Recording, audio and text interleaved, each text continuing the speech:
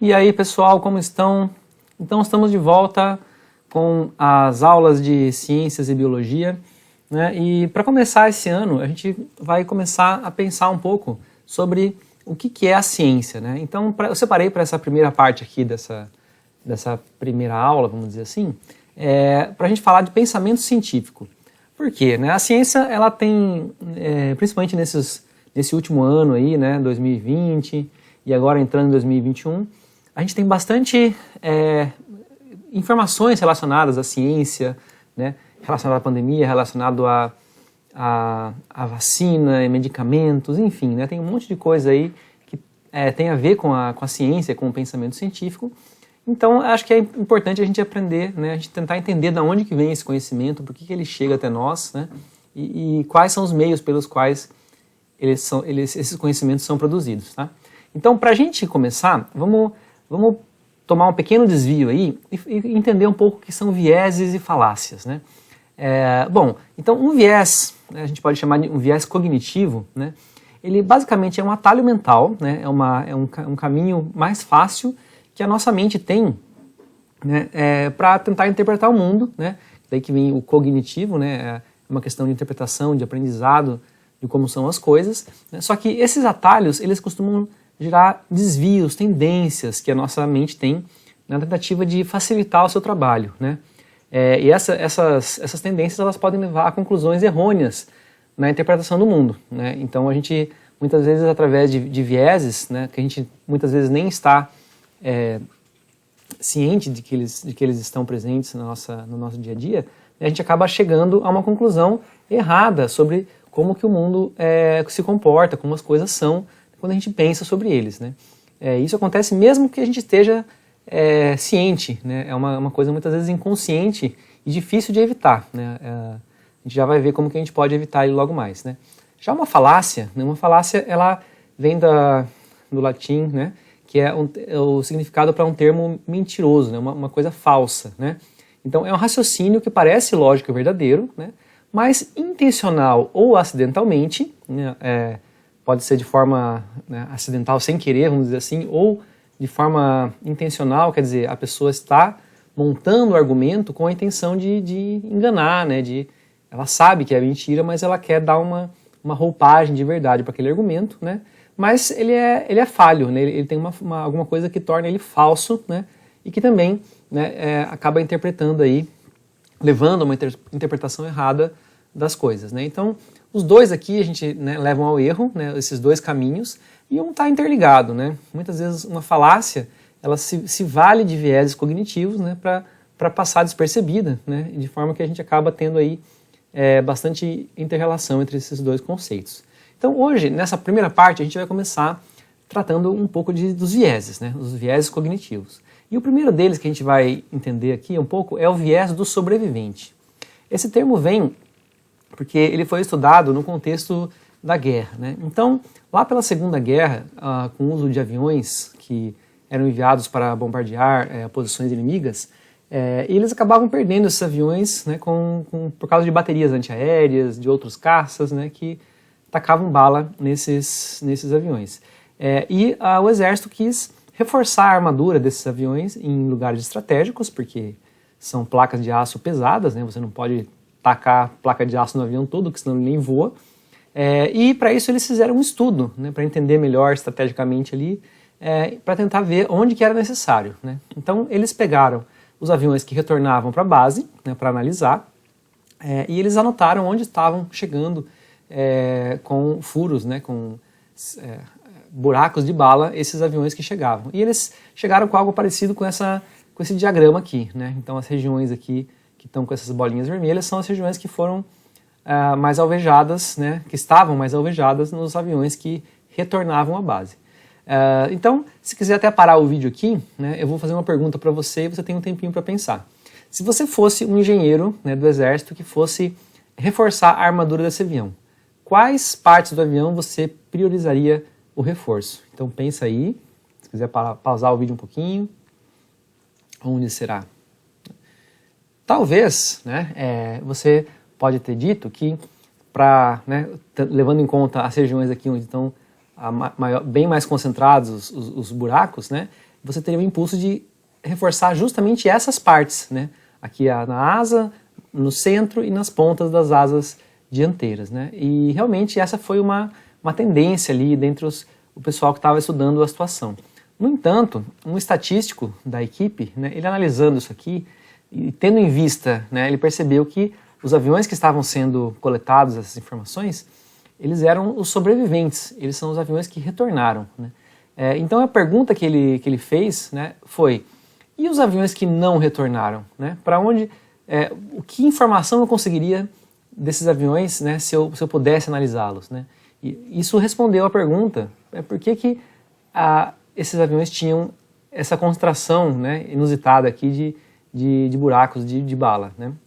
Será que é porque eles não eram atingidos nas outras partes? Né?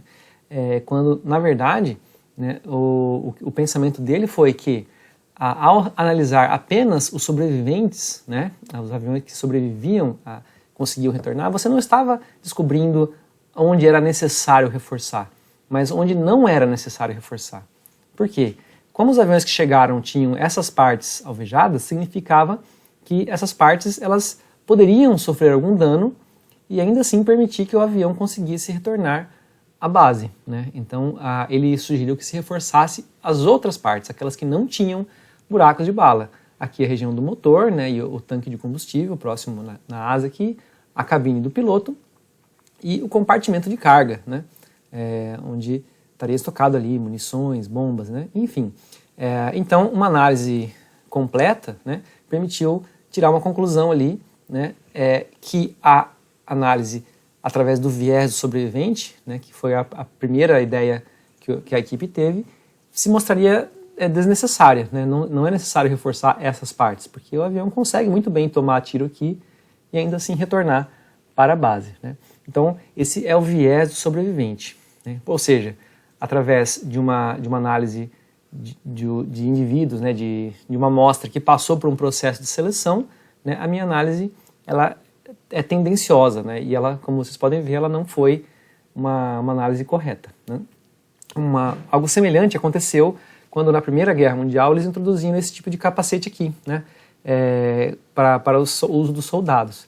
Quando isso aconteceu, né, o pessoal que trabalhava nos hospitais de campanha, os enfermeiros, os médicos, notaram um aumento significativo no número de soldados que apareciam feridos na cabeça. E ao ponto de que se cogitou, né, que os capacetes poderiam estar com alguma falha, ou poderiam não estar funcionando muito bem, né, e que talvez fosse melhor abandonar o seu uso, porque afinal começou a aparecer um monte de soldados lá com ferimentos na região da cabeça. Quando o que na verdade estava acontecendo, você consegue imaginar? Será que o capacete não funcionava? Pois é. A questão é que o capacete estava fazendo o seu trabalho, ele estava protegendo os soldados de balas ou fragmentos de explosivos, né, que atingiram a cabeça. O que eles não conseguiram ver é que o número de soldados mortos por ferimentos na cabeça diminuiu. Né? Mas como o capacete não funciona, digamos, 100%, né? Não é possível parar projéteis com muita energia, eles acabavam atingindo, ferindo a cabeça, né? Mas permitindo que eles sobrevivessem a esse ataque e fossem levados ao hospital, onde eles poderiam ser tratados. Né? Então, o viés sobrevivente, né, em duas aplicações aqui relacionadas realmente à sobrevivência, né, dos aviões e seus pilotos e dos soldados. Mas esse viés aparece em outros segmentos também. Então, quando você pensa, por exemplo, uma pessoa bem-sucedida, um empresário, né, um atleta muito famoso, que essas pessoas que têm bastante visibilidade, celebridades, atores, né, muitas vezes, né, a gente tende a ter uma visão desse pessoal, né, e eles acabam escrevendo livros, dando palestras, muitas vezes vendendo cursos sobre como ter sucesso, né, como fazer para ter sucesso. As práticas, as dicas deles sobre o sucesso. Né? E as pessoas que querem ter sucesso também acabam seguindo, né, tentando seguir essas dicas e compra curso, participa das palestras e compra os livros para tentar descobrir o segredo do sucesso. Só que, qual é o problema disso tudo? Olha o viés sobrevivente aqui. Né? Quando a gente analisa essas pessoas que são muito bem-sucedidas, nós estamos vendo o conjunto né? Nós estamos vendo tudo, todas as informações possíveis? Não. Você está analisando aquelas que passaram por um processo de seleção, que sobreviveram, né? E como a gente viu aqui, muitas vezes o segredo do que está acontecendo não está naqueles que sobreviveram, está naqueles que não sobreviveram, né? Então, muitas vezes, né, estudos um pouco mais sérios e mais completos mostram que aquelas dicas que esse pessoal dá, ou no mundo dos investimentos também, né, é bastante comum você ver propaganda, né, invista na bolsa e fique, né, ganhe muito dinheiro, só que o que eles não contam, né, é que os relatos daqueles que não sobreviveram, daqueles que faliram, que fracassaram, que não conseguiram, né, chegar naquele ponto de destaque, né, de aparecer na propaganda, porque ninguém ia querer ver uma propaganda de um cara que perdeu tudo, que fracassou, né? Mas, no entanto, é ali que está uma boa fonte de informação, porque, analisando isso, estudiosos perceberam que a maioria das atividades, né, o que o fracassado e o que o bem-sucedido fazem são as mesmas coisas, né? As diferenças muitas vezes não estão no que eles vendem no curso, mas estão em outros fatores, que podem ser coincidências, que podem ser relações familiares, herança, né, em outras situações ali que podem não ter tanto a ver com as dicas para o sucesso que eles acabam vendendo, né? Bom, um outro viés que a gente vai tentar entender aqui um pouco é o viés da confirmação, né? Para isso eu vou colocar aqui dois joguinhos, né, para a gente pensar. Como não tem interação aqui, né, eu não consigo ouvir o que você vai dizer, eles podem não funcionar tão bem, né, mas serve para você entender mais ou menos como que funciona, tá? Então vamos supor que eu dei uma sequência aqui, 4, 8, 16. E eu diga que essa sequência, ela segue uma regra que está aqui na minha cabeça quando eu propus essa sequência. Se eu pedir para você adivinhar qual é essa regra, né, dizendo que você pode me fornecer outras sequências de 3 números, e eu digo se ela segue ou não a regra. E após isso você pode tentar adivinhar qual é a regra, né? Como eu não vou ouvir a sequência que você vai supor, né, eu vou colocar o que muita gente propõe aí, né? Então, olhando aqui para essa sequência, muita gente olha e pensa bem e propõe uma sequência parecida com essa. Opa, mudar a cor aqui. Vamos colocar branco, né? 2, opa, não foi. 2, 4 e 8. E eu diria que essa sequência também segue a regra que eu estou aqui na minha cabeça. Você já pode estar tentando ali entender, né, que, opa, eu acho que estou conseguindo ver uma regra ali, né? Daí para tentar confirmar isso, você pode dizer algo como 1, 2 e 4, e eu digo, ó, essa também segue a regra. Oh, que interessante, né? Vamos tentar ver aqui uma outra, quem sabe 5, 10 e 20, e eu diria, poxa, também segue a regra, né? Então, olha só, qual regra que você pensou? Talvez multiplica por 2 e para o próximo resultado, né? É o que aconteceu aqui, aqui e aqui. Então você pode pensar, a regra é que o número seguinte é sempre a multiplicação anterior por 2. Mas eu diria que não é essa a regra, né? E nisso você fica confuso talvez, né? Ou confusa. Como assim não é essa regra, né? Olha só, eu propus aqui 3 sequências e elas funcionaram, né? Então você pode propor outra coisa, talvez. Você pode propor algo como 3, 6 e 12. Poxa, essa aqui também segue a regra. Pô, mas então, olha só, aqui também multiplica por 2, mas ainda assim não é essa a regra, né? Não é multiplica por 2. Então qual será a regra, né? Você pode fazer esse jogo com outras pessoas, né? Muitas vezes elas vão seguir um padrão parecido com esse. É que elas vão falar, se não é a regra por 2, então vamos chutar outra coisa, vamos colocar 1, 2, 3. Também segue a regra. Opa, mas como assim? Vamos colocar 10, 100 e 1000? Também segue a regra. Poxa, e agora, né? Eu achava que o número aqui, talvez algumas pessoas podem pensar que são números que partem de uma tabuada, né, ou que são números pares ou ímpares, mas, né, não parece que tem nenhuma sequência aqui que justifica pensar assim. Até que alguém, uma hora ou outra, vai falar algo como assim, 4, 3 e 1. E eu vou dizer, esse não segue a regra. E daí talvez a pessoa comece a pensar, eu acho que a regra é que aumenta, né? Esse número é menor que esse e esse aqui é o maior de todos. Então, são números crescentes, né? Sempre subindo do menor para o maior. E é exatamente essa que é a regra, é uma regra bem simples, né? Então esse jogo, né, que aqui a gente apenas imaginou, né, se você quiser testar, você pode fazer com pessoas aí na sua casa, com seus amigos, né, que ainda não conhecem, né, e você vai ver que muitas vezes é bastante comum que a maioria das pessoas, vendo uma sequência como essa, né, devido à regularidade do número, vai pensar que, poxa, né, parece que eu vejo um padrão ali, né, então eu tenho uma tese, né, tenho uma ideia de que a sequência tem a ver com multiplicação por 2. E daí, na tentativa de confirmar a minha ideia, confirmação, eu proponho uma sequência que segue essa regra. E ela segue realmente. Daí eu proponho uma outra sequência que segue a regra, na tentativa de confirmar novamente. E eu digo que ela confirma, né? Então, muitas vezes a pessoa nem vai propor mais outras sequências, né? Ela vai falar, não, a regra é que multiplica por 2, né? E, para surpresa, você vai dizer que não é essa a regra, né? E muitas pessoas ainda insistem, né, e tentam propor outras sequências de multiplicação por 2, né, e tentando confirmar aquilo que você já disse que não é, né? E só depois de algumas tentativas que as pessoas costumam tentar outras coisas, né? Números fora da multiplicação, né, números bastante grandes e aparentemente ali, né, que não seguem nenhuma regra como essa anterior, né, e até que alguém vai tentar dar uma sequência como essa, né, uma sequência invertida, do maior para o menor. E daí que você vai dizer que não segue a regra, né? Então, olhando esse jogo que a gente fez aqui, a gente pode pensar então, qual que é a sequência que deu mais informações para você, né? Qual que é a sequência que mais permitiu você descobrir a regra? Não foram aquelas que seguiram a regra, foi aquela que não seguia a regra, né? Ou seja,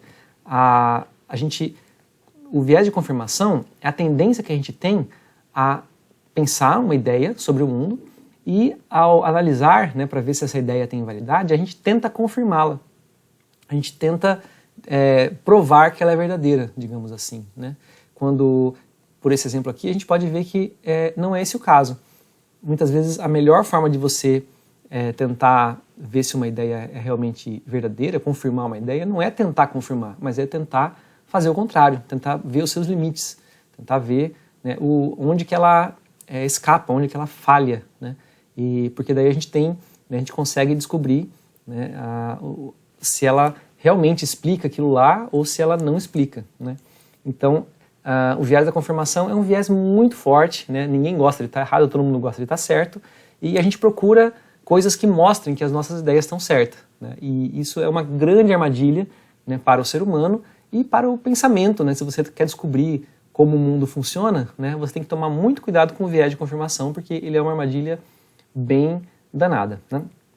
Esse outro aqui é um exercício de lógica também, que tem um princípio semelhante, né? Então vamos dizer que eu tenho 4 cartas aqui, né, cartões, e eles têm 2 lados, né? Aqui está mostrando o lado com 2 letras e 2 números, e eu digo para você que tem uma regra aqui, né, que se de um lado tem uma vogal, do outro lado tem um número par, né? E eu pergunto para você, quais desses cartões eu devo virar para saber se essa regra aqui está certa ou não? E aí, se você pudesse virar, né, qual que é o mínimo, no mínimo, né, quais cartões você viraria para saber se toda vogal tem um número par ou se essa regra aqui é falsa, né? Quais que você viraria? Quiser pausar o vídeo? Né? A maioria das pessoas também, não vou conseguir saber o que você respondeu, mas em testes aí com muita gente, a maioria das pessoas responde que é a A e a 4, a carta 4, né? Qual que seria a lógica aqui, né? A A é uma vogal, então se eu virar aqui e tiver um par, eu vou, né, confirmar que essa regra aqui é verdadeira. Por outro lado aqui eu tenho o 4, então se eu virar o 4 e tiver realmente uma vogal, eu também vou estar confirmando a minha regra, né? Então aí está a confirmação do que eu queria saber.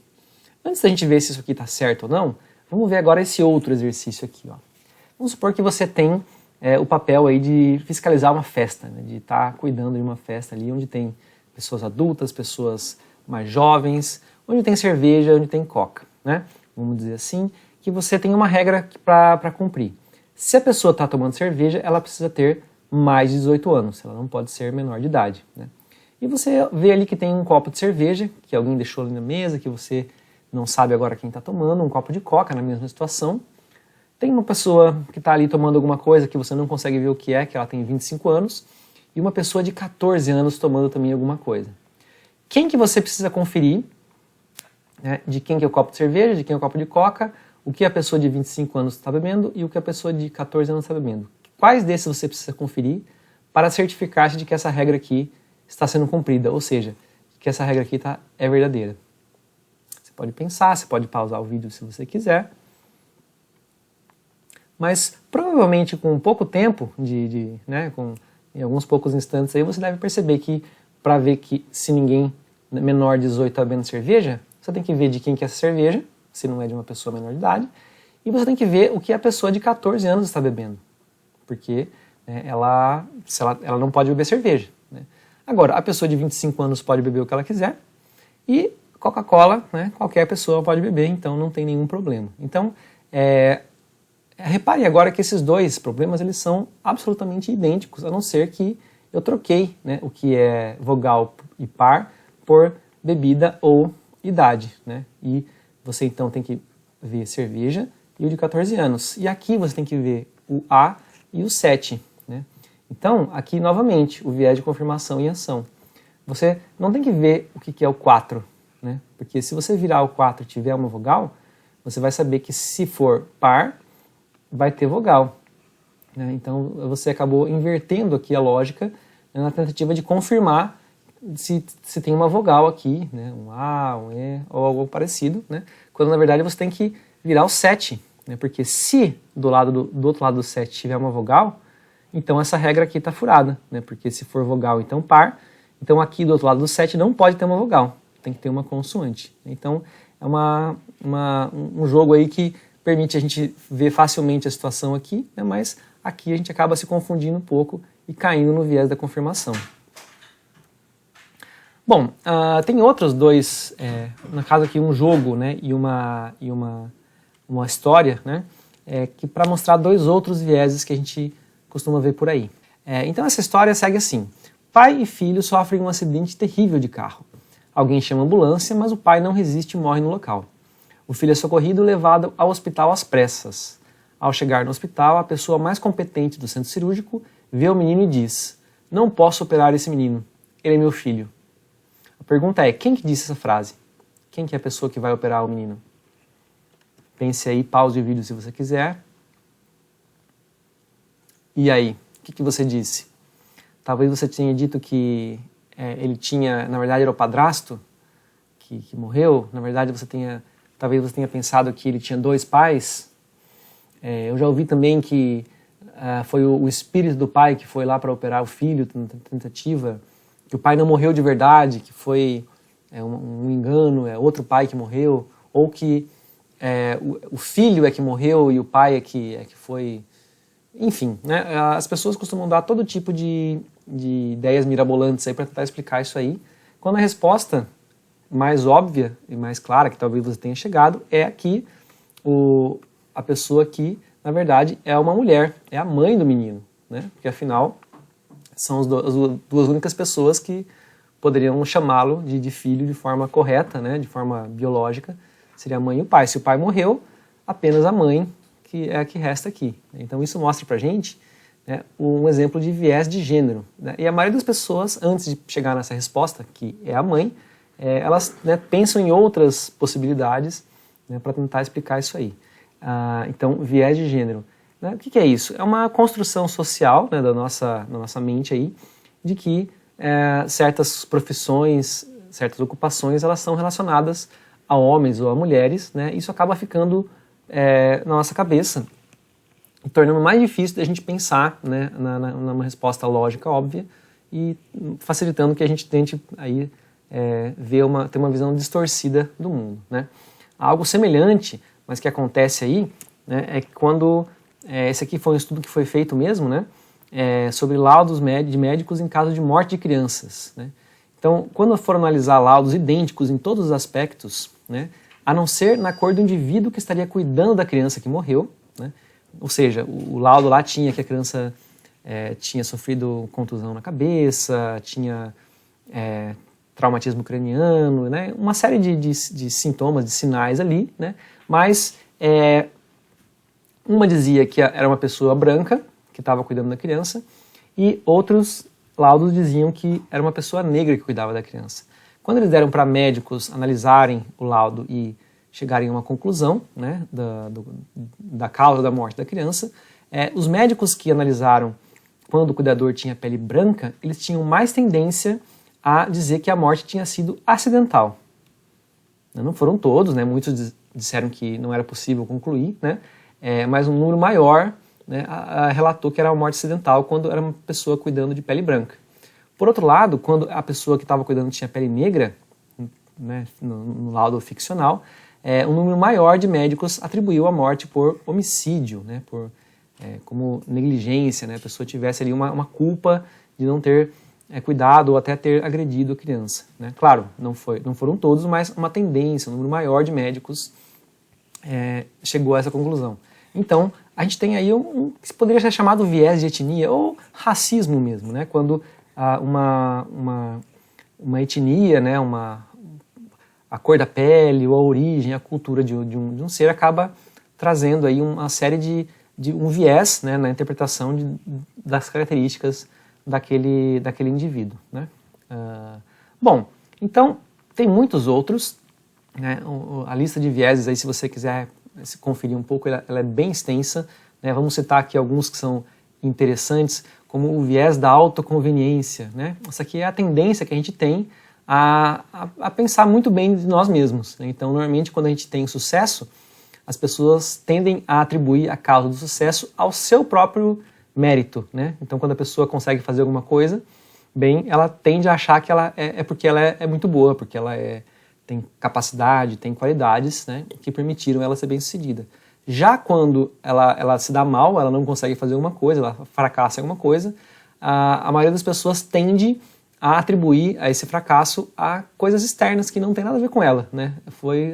Né, alguém deixou assim, eu não consegui fazer porque o tempo não estava bom, porque, né, atribuir a causa do fracasso a outros fatores que não ela, né? Então, por isso que é autoconveniência, porque é muito conveniente, né? O que quando você acerta é você, quando você erra a culpa é de outro, né? Enfim. Outro efeito interessante aí de viés é o efeito halo e o efeito chifre, né, que eu coloquei aqui esses emojis bonitinhos, porque o efeito halo é aquele que acontece quando você tende a ver, né, a ver uma qualidade numa pessoa, né, uma primeira impressão, e a partir dali, tudo que ela faz, tudo que você começa a ver nela, você tem um efeito positivo, né, você começa a ver com uma aura de positividade, né. Então, inclusive, o efeito halo é chamado por aquela aura que tem, né, em pinturas de santos, de pessoas iluminadas, né? Então, você não consegue mais ver aquela pessoa de forma objetiva, né? Você começa a tentar ver qualidades nela, né? Forçar qualidades nela. Por outro lado, o efeito chifre é o contrário, né? Quando você vê um defeito em uma pessoa, muitas vezes, nas próximas interações com ela, você vai tentar, né, ou a sua mente, né, vai tentar criar defeito nela em tudo que ela faz, né? Então é o chamado efeito chifre, são duas faces da mesma moeda ali, né? Sendo que essas análises são enviesadas, ou seja, às vezes a mesma coisa que uma pessoa fez que a outra fez, se você gostou dela no começo você vai achar bom, e a outra fez a mesma coisa, mas você vai achar ruim porque você não gostou dela no começo, né? Outros efeitos interessantes, apofenia, né, ou pareidolia também, que tem a questão de você conseguir ver coisas onde, né, tentar dar um sentido para coisas que não têm muito sentido, né? Então, imagens, rostos, figuras que são encontradas ali em situações inusitadas, né? A nossa mente, ela tenta encontrar significado, ela tenta encontrar padrões, né? Ela tenta encontrar rostos, corpos humanos, significados ocultos ali, né, em coisas que são aleatórias, que são obras do acaso, muitas vezes, né, e que não tem nada escondido ali, apenas é nosso cérebro incrível que fica procurando, né, pelo em ovo, vamos dizer assim, né. E o efeito da ancoragem, que é bem curioso, né, que é aquele efeito que, ao tentar avaliar, né, o preço de alguma coisa, ou o valor de alguma coisa, você acaba pegando aí como referência algo que está por perto, né, que você foi apresentado antes, né? Então, aqui no caso eu coloquei carros, né, porque isso é muito usado em vendas também, né? Um exemplo aqui da Black Friday, né? Muitas vezes o preço, vamos supor que o preço de um item é R$100, né? Se você colocar na etiqueta que ele foi de 200 para R$100, a tendência da pessoa é achar que aqueles R$100 é mais barato do que se você só colocar R$100, né? Ela vai sentir que é um negócio bom, que tem um desconto, né? Então, porque ela se ancora no valor de 200 para pensar, opa, foi de 200 para 100.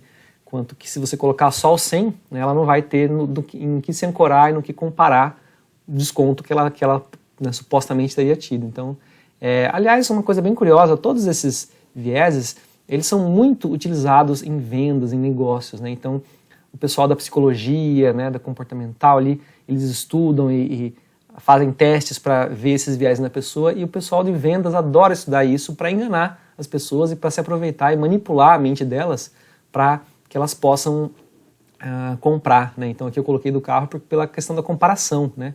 Depende do que você apresenta, né, para o cliente em um certo momento, né, ele vai tender a ver um valor aqui, ele vai usar essa referência, né, para avaliar o valor de um certo item. Então, se você mostra alguma coisa muito cara, né, e depois mostra alguma coisa mais barata, ele vai falar, opa, isso aqui está barato, né?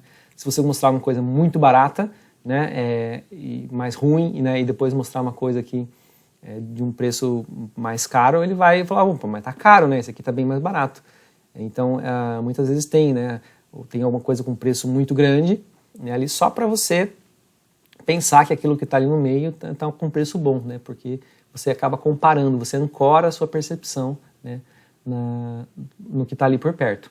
Então a gente viu alguns, tem muitos outros, se você está curioso e quer conhecer outros vieses, fique à vontade, né? Tem muitos sites e outros vídeos aí com mais detalhamento, né? E uma pergunta que fica para a gente, que a gente vai tentar responder na parte 3 do vídeo, né? É como evitar esses vieses ao tentar entender o mundo, né? Porque se a ciência, né, o pensamento científico, ele busca tentar entender o mundo, como ele funciona, como que ele, né, as regras, os procedimentos, né, os porquês das coisas da vida, né, e da natureza. Então, como a gente viu aqui, esses vieses eles podem ferrar com a nossa percepção, né? A gente pode chegar a conclusões equivocadas, porque o nosso cérebro não é muito confiável, né?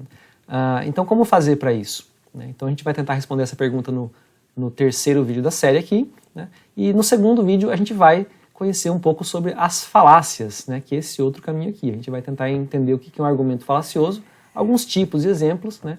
E no final a gente vai tentar aí ver, né, como que a ciência tenta evitar esses problemas aí, tá bom? Mas fica para a próxima porque esse vídeo já está ficando longo. Então, qualquer dúvida pode perguntar aí nos comentários e a gente vai se falando. Valeu!